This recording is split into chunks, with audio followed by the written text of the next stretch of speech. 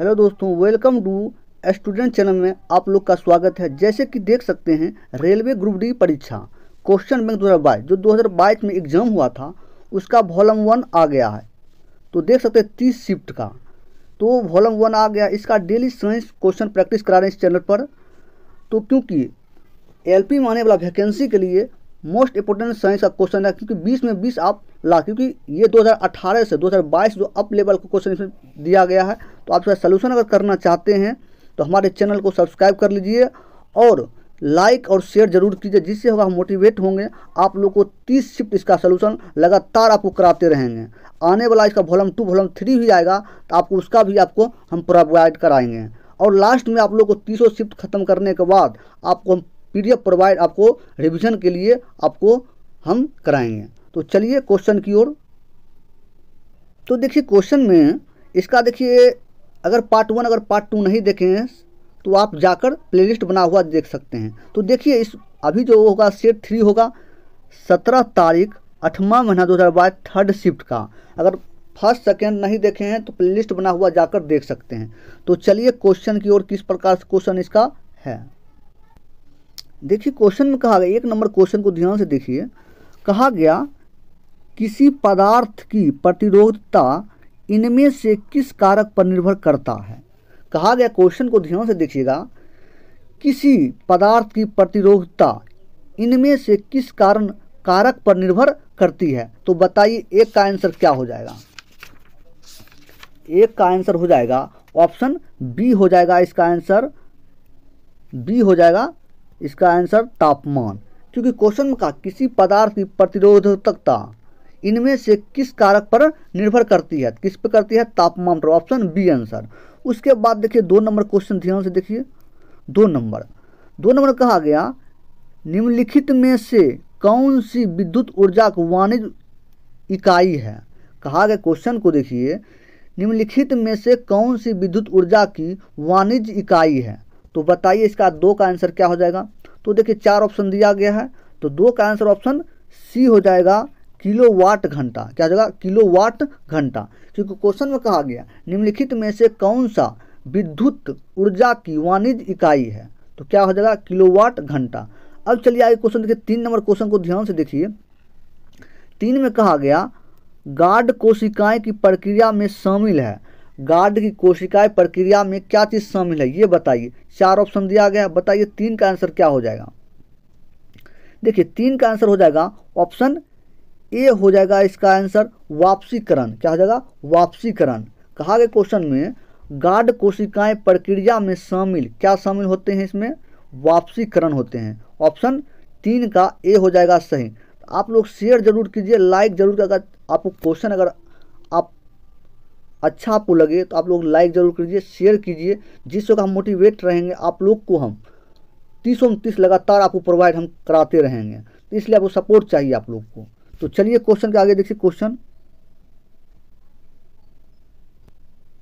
आगे देखिए। क्वेश्चन में 4 नंबर क्वेश्चन में कहा गया कि निम्नलिखित में से किस विशेषता के अनुसार भारत की जनता की अपने प्रतिनिधियों के निर्वाचन में प्रत्यक्ष भूमिका है। क्वेश्चन में कहा गया निम्नलिखित में से किस विशेषता के अनुसार भारत की जनता की अपने प्रतिनिधियों के निर्वाचन में प्रत्यक्ष भूमिका है। तो बताइए 4 का ऑप्शन क्या हो जाएगा। इसका आंसर क्या हो जाएगा 4 का। तो देखिए 4 नंबर का आंसर हो जाएगा ऑप्शन इसका हो जाएगा बी हो जाएगा। इसका आंसर सरकार का संसदीय स्वरूप, क्योंकि क्वेश्चन में कहा गया निम्नलिखित में से किस विशेषता के अनुसार भारत की जनता की अपने प्रतिनिधियों के निर्वाचन में प्रत्यक्ष भूमिका होती है। तो बताइए इसका आंसर क्या हो जाएगा। ऑप्शन बी हो जाएगा 4 का, सरकार का संसदीय स्वरूप। आगे चलिए क्वेश्चन की ओर। आगे देखिए 9 नंबर क्वेश्चन देखिए। क्वेश्चन में क्या कहा गया, शीत ऋतु में अंत उष्ण कटिबंधीय अभिसरण क्षेत्र की दिशा क्या होती है। क्वेश्चन में कहा गया शीत ऋतु में अंत उष्ण कटिबंधीय अभिसरण क्षेत्र की दिशा क्या होती है। तो बताइए 9 का आंसर क्या हो जाएगा। तो देखिए 9 का आंसर हो जाएगा ऑप्शन बी हो जाएगा इसका आंसर दक्षिण की ओर। क्या हो जाएगा? दक्षिण की ओर, क्योंकि क्वेश्चन में कहा गया शीत ऋतु में अंत उष्णकटिबंधीय अभिसरण क्षेत्र की दिशा क्या होती है? तो होती है ऑप्शन बी दक्षिण की ओर। चलिए आगे क्वेश्चन देखिए। आगे क्वेश्चन देखिए 12 नंबर क्वेश्चन देखिए। कहा गया भारत में पंचायती राज संस्थानों की स्थापना भारतीय संविधान के डैश अनुसार की गई है। क्वेश्चन में कहा गया भारत में पंचायती राज संस्थानों की स्थापना भारतीय संविधान के डैश के अनुसार की गई है। तो बताइए 12 का आंसर क्या हो जाएगा? तो 12 का आंसर ऑप्शन सी हो जाएगा 73वें संशोधन अधिनियम। 73वें संशोधन अधिनियम कि क्वेश्चन में कहा गया भारत में पंचायती राज संस्था की स्थापना भारतीय संविधान के डैश के अनुसार की गई। तो क्या हो जाएगा इसका आंसर? 73वें संशोधन अधिनियम, ऑप्शन सी इसका आंसर हो जाएगा। चलिए आगे क्वेश्चन देखिए। आगे देखिए क्वेश्चन में 14 नंबर क्वेश्चन देखिए। तो 14 में क्या कहा गया वो देखिए। 2011 की जनगणना के अनुसार इनमें से कौन सी भाषा भारत की 8.03% जनसंख्या द्वारा बोली जाने वाली प्रमुख भाषा है? देखिए क्वेश्चन को ध्यान से आप लोग पढ़िए। क्वेश्चन में कहा गया 2011 की जनगणना के अनुसार इनमें से कौन सी भाषा भारत की 8.03% जनसंख्या द्वारा बोली जाने वाली प्रमुख भाषा है? तो बताइए 14 का आंसर क्या हो जाएगा? तो 14 का आंसर ऑप्शन ए हो जाएगा इसका आंसर बंगाली। क्या हो जाएगा? बंगाली। आगे चलिए। आगे देखिए क्वेश्चन नंबर 20 को देखिए। 20 में क्या कहा गया? कहा गया निम्नलिखित में से कौन सा ब्लीचिंग पाउडर का उपयोग नहीं है? क्वेश्चन में कहा गया निम्नलिखित में से कौन सा ब्लीचिंग पाउडर का उपयोग नहीं है? तो बताइए 20 का आंसर क्या हो जाएगा? 20 का देखिए एम देखिए क्या कहा गया। एम कहा गया पेयजल को कीटाणु मुक्त बनाना। बी में कहा 2 नंबर में कहा गया सोडा एसिड अग्निशासन में। 3 नंबर में कहा गया कई रासायनिक उद्योग में ऑक्सीजन अभिकर्मक के रूप में। 4 नंबर में कहा गया केक बेकिंग सेकने हेतु। तो बताइए 20 में कहा गया ब्लीचिंग पाउडर का उपयोग नहीं करता है। 4 में से बताइए कौन नहीं करता है? तो बताइए 20 का हो जाएगा बी नंबर, ऑप्शन 4 जो है ये ब्लीचिंग पाउडर का उपयोग नहीं करता है। कौन? ऑप्शन 4 नंबर केक का बेकिंग सेकने हेतु ये नहीं करता। 1 2 3 करता है, कौन नहीं करता है? और इसका 4 नहीं करता, इसलिए बी इसका हो जाएगा आंसर। इसका क्या हो जाएगा? 20 का बी हो जाएगा। तो चलिए आगे क्वेश्चन की ओर। आगे देखिए क्वेश्चन में क्या कहा गया। आगे देखिए 23 नंबर क्वेश्चन। पार्ट 1 और पार्ट 2 का आप लोग बहुत सपोर्ट किए हैं। इसका जो इस बुक को आप बहुत सपोर्ट कर रहे हैं, आप बहुत देख रहे हैं, ये हम देख रहे हैं क्वेश्चन में, इसलिए आप लोग को इसका हम 30 शिफ्ट आपको लगातार हम कराते रहेंगे, क्योंकि आप लोग सपोर्ट कर रहे हैं इसीलिए। और आप सपोर्ट आगे करते रहिए, और जिससे होगा कि हम मोटिवेट रहेंगे, आपको 30 शिफ्ट हम कंटिन्यू करा सकेंगे। आने वाला वॉल्यूम 1 2 3 आएगा, क्योंकि 99 शिफ्ट टोटल है, तो इसका भी आपको कराएंगे। इसलिए वॉल्यूम 2 वॉल्यूम 3 तक वॉल्यूम 4 तक आएगा। तो आप लोग कंटिन्यू बने रहिए और लाइक शेयर जरूर करते रहिए, मोटिवेट होंगे। आप लोग को हम कंटिन्यू क्वेश्चन कराते रहेंगे, क्योंकि आने वाले एलपी में आपको 20 में 20 लाना होगा आपको, इसलिए आप लोग साइंस पर कमांड कर लीजिए। चलिए आगे क्वेश्चन की ओर देखिए। 23 में कहा गया सोहन सिंह भकना 1913 में संयुक्त राज्य अमेरिका में भारतीय द्वारा स्थापित डैश के पहले अध्यक्ष थे। क्वेश्चन में कहा गया सोहन सिंह भकना 1913 में संयुक्त राज्य अमेरिका में भारतीय द्वारा स्थापित डैश के पहले अध्यक्ष थे। तो बताइए 23 का आंसर क्या हो जाएगा? तो 23 का आंसर ऑप्शन ए हो जाएगा गदर पार्टी। क्या हो जाएगा? गदर पार्टी इसका पहले अध्यक्ष थे। किसका? सोहन सिंह भकना 1913 में जो संयुक्त राज्य अमेरिका के भारतीय स्थापित डैश के पहले अध्यक्ष कौन थे? गदर पार्टी। तो चलिए आगे क्वेश्चन देखिए। आगे देखिए क्वेश्चन में क्या कहा गया। देखिए 25 नंबर क्वेश्चन। 25 नंबर क्वेश्चन को आप लोग ध्यान से देखिए। 25 में क्या क्वेश्चन में कहा गया। देखिए 25 में कहा गया ये तो देखिए करंट अफेयर का, इससे ये तो क्वेश्चन आएगा नहीं। तो चलिए सिर्फ आपको साइंस 5-6 होगा जीके। तो चलिए देखिए आगे क्वेश्चन 30 नंबर क्वेश्चन को ध्यान से आप लोग देखिए। क्वेश्चन में कहा गया मृदा क्षरण इन दिनों समान की जा रही है। प्रमुख पर्यावरणीय समस्या में से एक है। मिट्टी के संरक्षण के लिए तकनीक की एक विस्तृत श्रृंखला का उल्लेख नीचे किया गया है। गलत विकल्प का चयन करें। तो देखिए क्वेश्चन में कहा गया, ध्यान से आपको क्वेश्चन, जो भी बड़ा क्वेश्चन है उसको ध्यान से आपको पढ़ना होगा। जैसे देखिए मृदा क्षरण इन दिनों समान की जा रही है। प्रमुख पर्यावरणीय समस्या में से एक है। मिट्टी के संरक्षण के लिए तकनीक की एक विस्तृत श्रृंखला का उल्लेख नीचे किया गया। तो गलत विकल्प को चयन करें। बताइए 4 ऑप्शन में कौन गलत है इसका। मृदा के संरक्षण के बारे में, पर्यावरण के बारे में बताइए कौन गलत है 30 का। तो देखिए 30 का इसका आंसर हो जाएगा ऑप्शन सी हो जाएगा अतिचारण। अतिचारण इसका आंसर हो जाएगा ऑप्शन सी आंसर। आगे देखिए 31 नंबर क्वेश्चन को ध्यान से कहा गया एक गर्भ निरोधक तकनीक जो गर्भाशय के भीतर शुक्राणु के फाइकोसाइटोसिस को बढ़ाती है वह कौन सी है। क्वेश्चन में कहा गया एक गर्भ निरोधक तकनीक जो गर्भाशय के भीतर शुक्राणु के फाइकोसाइटोसिस को बढ़ाती है वह कौन सी है। तो बताइए इसका आंसर क्या हो जाएगा 31 का। तो 31 का आंसर ऑप्शन बी हो जाएगा कॉपर टी का उपयोग। कॉपर टी का उपयोग ऑप्शन बी हो जाएगा। 31 का क्या हो जाएगा बी आंसर, क्योंकि क्वेश्चन में कहा गया एक गर्भ निरोधक तकनीक जो गर्भाशय के भीतर शुक्राणु के फाइकोसाइटोसिस को बढ़ाती है वह कौन सी है। कॉपर टी का उपयोग ऑप्शन बी इसका हो जाएगा 31 का। तो आगे चलिए क्वेश्चन की ओर।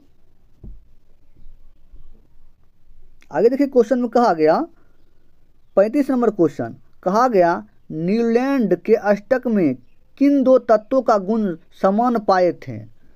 न्यूलैंड के अष्टक में किन 2 तत्वों के गुण समान पाए गए थे। तो बताइए 35 का आंसर क्या हो जाएगा। तो 35 का आंसर हो जाएगा ऑप्शन ए हो जाएगा लिथियम और सोडियम का, क्योंकि क्वेश्चन में कहा गया न्यूलैंड के अष्टक में किन 2 तत्वों का गुण समान पाए गए थे। तो किसका, लिथियम और सोडियम। ऑप्शन ए हो जाएगा 35 का। तो चलिए आगे क्वेश्चन। आगे देखिए क्वेश्चन में कहा गया 42 नंबर क्वेश्चन को ध्यान से देखिए। कहा गया क्वेश्चन में निम्न में से किस जीव में लिंग का निर्धारण आनुवंशिक रूप से नहीं होता है। क्वेश्चन को ध्यान से देखिए। क्वेश्चन 42 में कहा गया निम्न में से किस जीव में लिंग का निर्धारण आनुवंशिक रूप से नहीं होता है। तो बताइए 42 का आंसर क्या हो जाएगा। 42 का आंसर क्या हो जाएगा। तो 42 का आंसर हो जाएगा ऑप्शन ए हो जाएगा घोंघा। क्या हो जाएगा, घोंघा का, क्योंकि क्वेश्चन में कहा निम्नलिखित में से किस जीव में लिंग का निर्धारण आनुवंशिक रूप से नहीं होता। किस में नहीं होता है, घोंघा में। ऑप्शन ए इसका आंसर हो जाएगा 42 का। उसके बाद चलिए आगे क्वेश्चन देखिए 43 नंबर क्वेश्चन। 43 में कहा गया उपनिषद शब्द में उप शब्द क्या दर्शाता है। उपनिषद शब्द में उप शब्द क्या दर्शाता है। तो बताइए 43 का आंसर क्या हो जाएगा। 43 का आंसर क्या हो जाएगा। ऑप्शन बी इसका हो जाएगा निकटता। क्या हो जाएगा, निकटता। उप शब्द क्या दर्शाता है, निकटता। ऑप्शन बी 43 का बी हो जाएगा आंसर। तो चलिए आगे क्वेश्चन देखिए। आगे देखिए 46 नंबर क्वेश्चन ध्यान से देखिए। 46 में कहा गया निम्नलिखित में से कौन कौन भारत में प्रत्यक्ष कर नहीं है।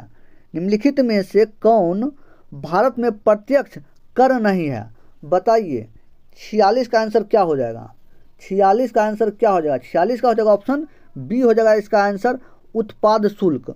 उत्पाद जो शुल्क है वो प्रत्यक्ष कर नहीं है, प्रत्यक्ष कर नहीं है।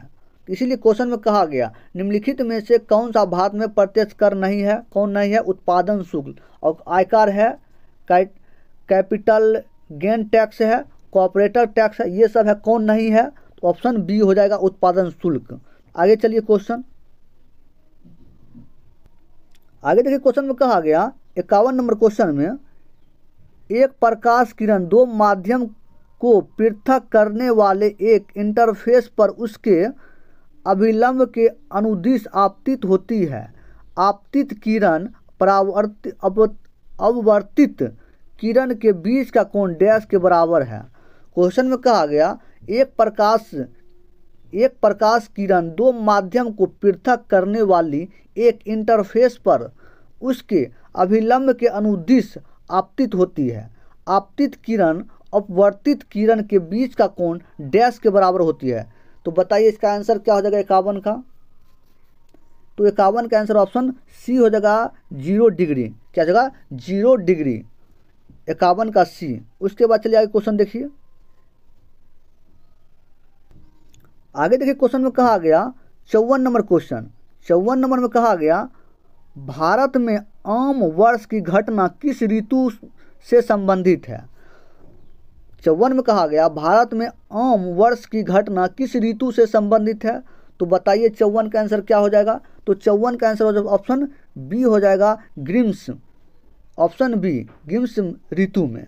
भारत में आम वर्ष की घटना किस ऋतु से संबंधित है तो ग्रीष्म ऋतु की। 54 का क्या हो जाएगा बी आंसर। उसके बाद चलिए आगे देखिए क्वेश्चन 55 नंबर क्वेश्चन। 55 में कहा गया भारत को एक संप्रभु लोकतांत्रिक और गणतंत्र राष्ट्र घोषित करने वाले भारतीय संविधान के अधिनियम के स्मरणोत्सव के रूप में प्रतिवर्ष किस तिथि को एक प्रमुख राष्ट्रीय उत्सव मनाया जाता है। क्वेश्चन में कहा गया भारत का एक संप्रभु लोकतांत्रिक और गणतंत्र राष्ट्र घोषित करने वाले भारतीय संविधान के अधिनियम के स्मरणोत्सव के रूप में प्रतिवर्ष किस तिथि का एक प्रमुख राष्ट्रीय उत्सव मनाया जाता है। तो बताइए 55 का आंसर क्या हो जाएगा। तो 55 का आंसर ऑप्शन ए हो जाएगा 26 जनवरी को। कब मनाया जाता है 26 जनवरी को। उसके बाद देखिए आगे 56 नंबर क्वेश्चन। 56 में कहा गया स्टील अथॉरिटी ऑफ इंडिया का निगमन कब हुआ था। स्टील अथॉरिटी ऑफ इंडिया का निगमन कब हुआ था। बताइए 56 का आंसर क्या हो जाएगा। 56 का आंसर क्या हो जाएगा। 56 का हो जाएगा ऑप्शन बी हो जाएगा। देखिए 56 का बी हो जाएगा 1973 क्योंकि क्वेश्चन में कहा गया स्टील अथॉरिटी ऑफ इंडिया का निगमन कब हुआ था। तो 56 का हो जाएगा ऑप्शन बी 1973 में। कब हुआ था 1973 में। आगे चलिए क्वेश्चन की ओर। आगे देखिए 58 नंबर क्वेश्चन में कहा गया निम्न में से कौन सा कथन गलत है। निम्न में से कौन सा कथन गलत है। तो देखिए ऑप्शन एम कहा गया किण्वन की प्रक्रिया के लिए ऑक्सीजन आवश्यक नहीं है। उसके बाद बी में कहा गया श्वसन के प्रथम चरण में पायरुविक अम्ल का निर्माण होता है। सी में कहा गया श्वसन के प्रथम चरण में ग्लूकोज का विघटन होता है। डी में कहा गया माइक्रोकॉन्ड्रिया में ऑक्सीजन की सहायता से एसिटिक अम्ल का विघटन होता है। तो बताइए आप लोग बताइए इसका आंसर क्या हो जाएगा। 58 का कहा गया इनमें निम्न में से कौन सा कथन गलत है। तो बताइए कौन गलत है 58 का। 58 का डी हो जाएगा गलत। माइक्रोकॉन्ड्रिया में ऑक्सीजन की सहायता से एसिटिक अम्ल का विघटन होता है, ये गलत है। ऑप्शन ए बी सी सही है। कौन गलत है ऑप्शन डी गलत है। आगे चलिए क्वेश्चन 59 नंबर क्वेश्चन देखिए। 59 में कहा गया गोसी खुद राष्ट्रीय सिंचाई परियोजना इनमें से किस राज्य से संबंधित है। गोसी खुद राष्ट्रीय सिंचाई परियोजना इनमें से किस राज्य में से संबंधित है। तो बताइए 59 का आंसर क्या हो जाएगा। तो 59 का ऑप्शन बी हो जाएगा महाराष्ट्र। क्या हो जाएगा महाराष्ट्र। क्योंकि क्वेश्चन में कहा गया गोसी खुद राष्ट्रीय सिंचाई परियोजना इनमें से किस राज्य में से संबंधित है। तो महाराष्ट्र से। तो चलिए आगे क्वेश्चन देखिए। आगे देखिए क्वेश्चन में कहा गया 62 नंबर क्वेश्चन को ध्यान से देखिए।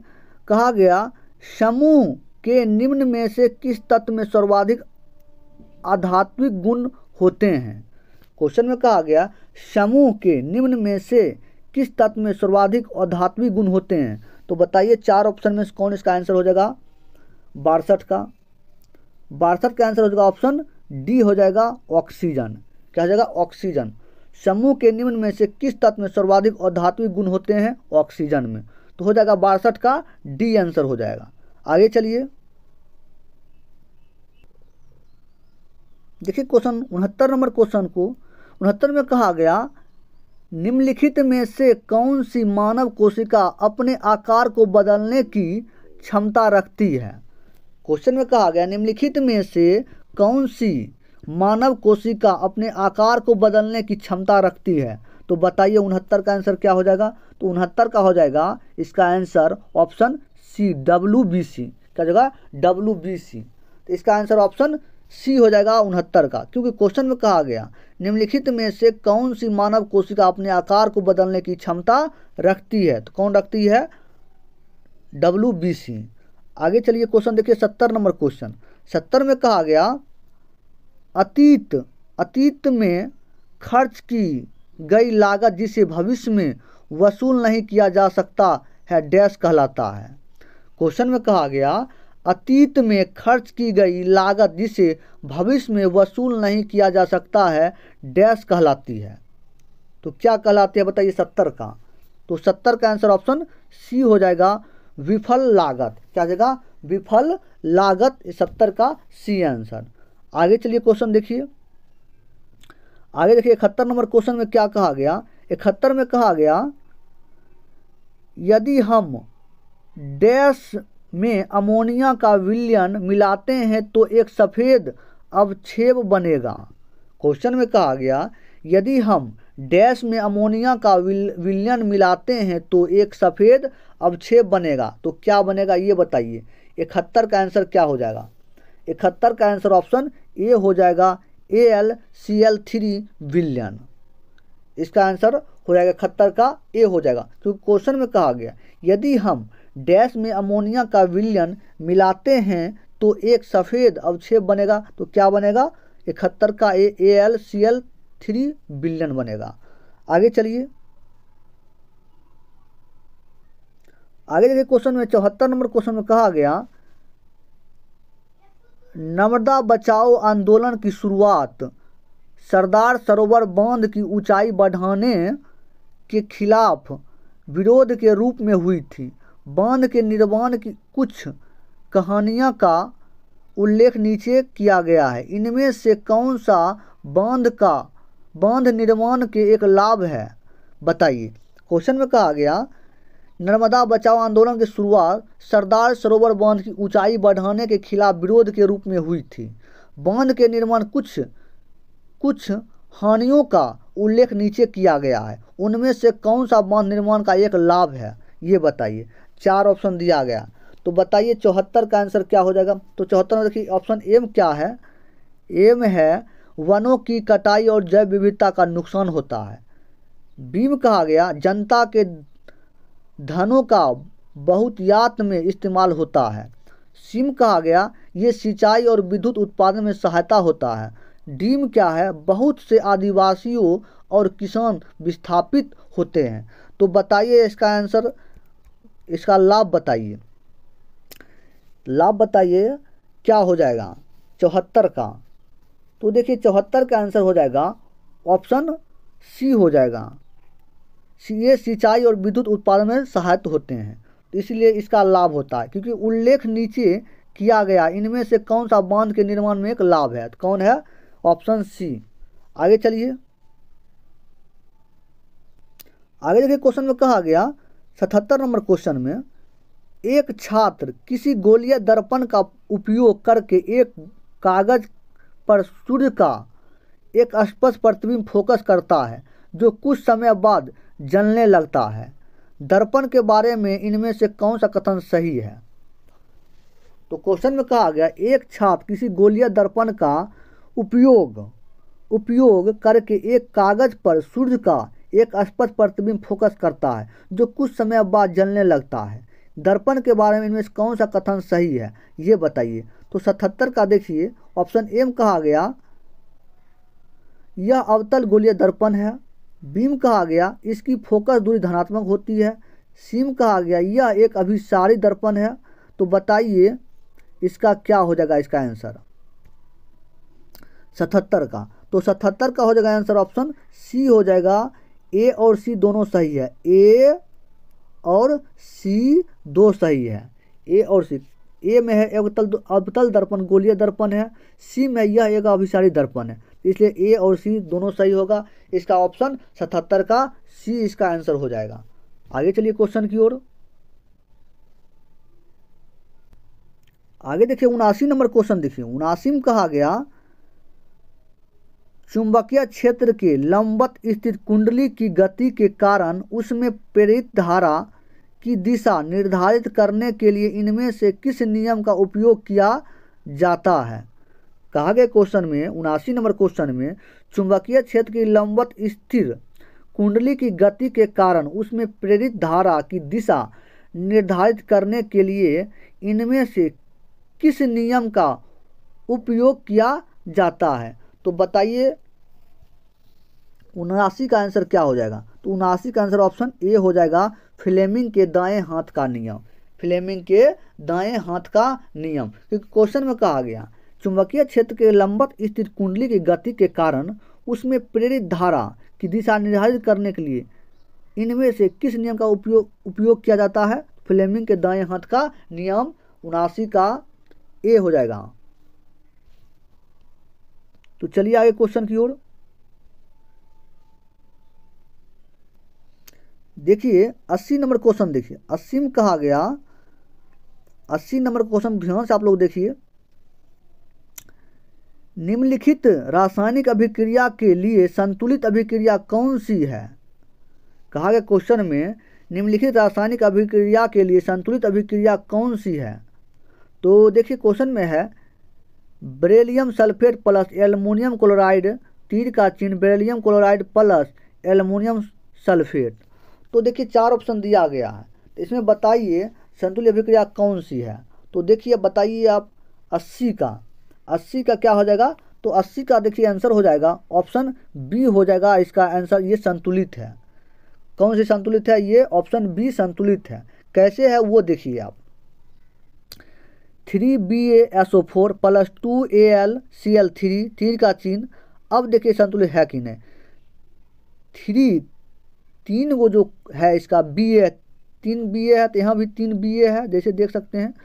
Cl2 कितना है यहाँ Cl2 देखिए आगे 2 है, तो यहाँ Cl3, तो 6 हो गया क्या Cl2, यहाँ 2 Cl2 है, और यहाँ कितना है वो आप लोग देखिए। यहाँ Cl2 2 है, तो 3 दूना 6, तो 6 Cl2 भी यहाँ हो गया, इस सेम हो गया। अब देखिए प्लस Al2, यहाँ देखिए Al2 कितना है Al2, यहाँ 2 Al है, तो यहाँ Al2 हो गया, यहाँ भी ठीक है। उसके बाद ब्रैकेट SO4 का होल थ्राइड। तो अब देखिए यहाँ कितना है, यहाँ SO4 कितना है, SO4 और उसके बाद 3 4 12, SO4 कितना है 12 है। 12 जब है तो यहाँ कितना है SO4 4 है, उसके बाद ब्रैकेट 3 है, तो कितना 4 12 यहाँ, तो इसलिए संतुलित हो जाएगा। दोनों इक्वल होना चाहिए, जितना यहाँ है सेम तीर के बाद उतना ही सेम वहाँ होना चाहिए, तो क्या होगा संतुलित बैलेंस हो जाएगा। ऐसे अगर नहीं रहेगा, जितना आगे यहाँ क्वेश्चन में दिया गया है इतना बैलेंस तीर के बाद अगर नहीं होगा तो ये बैलेंस नहीं होगा, तो ये हो जाएगा असंतुलित। क्या हमको पूरा संतुलित पूछा गया, तो संतुलित ये है 80 का बी आंसर। आगे चलिए देखिए क्वेश्चन 82 नंबर क्वेश्चन को ध्यान से। कहा गया निम्नलिखित में से कौन सी स्थितियों संभव है। कहा गया क्वेश्चन में निम्नलिखित में से कौन सी स्थितियां संभव है। 82 का बताइए आंसर क्या हो जाएगा। 82 का आंसर क्या हो जाएगा।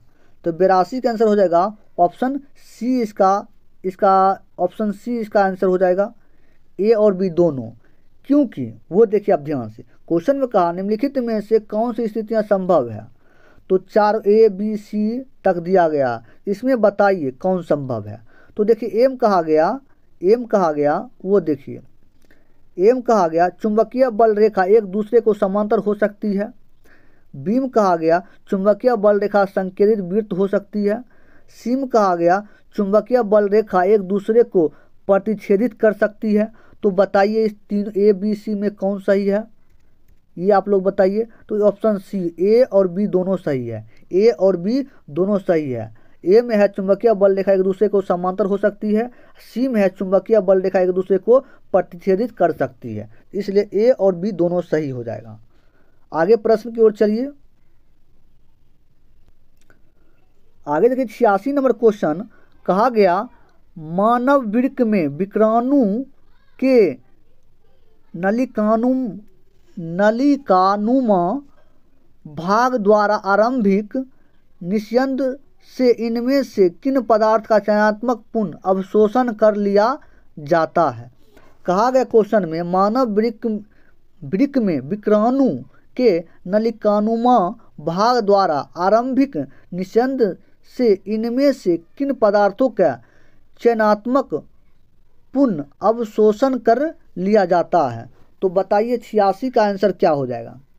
86 का आंसर हो जाएगा ऑप्शन सी हो जाएगा, ग्लूकोज, जल, लवण और अमीनो अम्ल। क्योंकि क्वेश्चन में कहा गया मानव वृक्क में विक्राणु के नलिकानुमा भाग द्वारा आरंभिक निस्यंद इनमें से किन पदार्थ का चयनात्मक पुनः अवशोषण कर लिया जाता है। किसा कर लिया जाता है, ऑप्शन सी हो जाएगा 86 का ग्लूकोज, जल, लवण और अमीनो अम्ल। आगे चलिए क्वेश्चन की ओर। आगे देखिए क्वेश्चन में कहा गया 90 नंबर क्वेश्चन में कहा गया दी गई द्विविस्थापन अभिक्रिया में ए और बी के स्थान पर क्रमशः क्या आएगा। कहा गया क्वेश्चन में दी गई द्विविस्थापन अभिक्रिया में ए और बी के स्थान पर क्रमशः क्या आएगा। तो देखिए ए प्लस बी तीर का चिन्ह AgBr प्लस KNO3। तो बताइए इसमें 90 का आंसर क्या हो जाएगा। तो 90 का आंसर हो जाएगा ऑप्शन ए हो जाएगा इसका आंसर AgNO3 और KBr। तो कैसे होगा वो देखिए, क्वेश्चन में कहा गया दी गई द्विविस्थापन अभिक्रिया में, ये द्विविस्थापन अभिक्रिया है, ए और बी का स्थान क्रमशः क्या आएगा। ए का स्थान क्या आएगा, बी का स्थान क्या आएगा। ए का स्थान आएगा AgNO3 आएगा और बी का स्थान आएगा KBr होगा, KBr होगा। तो हो जाएगा 90 का ए आंसर। आगे चलिए। आगे देखिए क्वेश्चन में कहा गया 92 नंबर क्वेश्चन में कहा गया रासायनिक समीकरण को संतुलित करने की आवश्यकता क्या पड़ती है। रासायनिक समीकरण को संतुलित करने की आवश्यकता क्यों पड़ती है ये बताइए। तो 4 ऑप्शन दिया गया है। 92 का आंसर क्या हो जाएगा ये बताइए।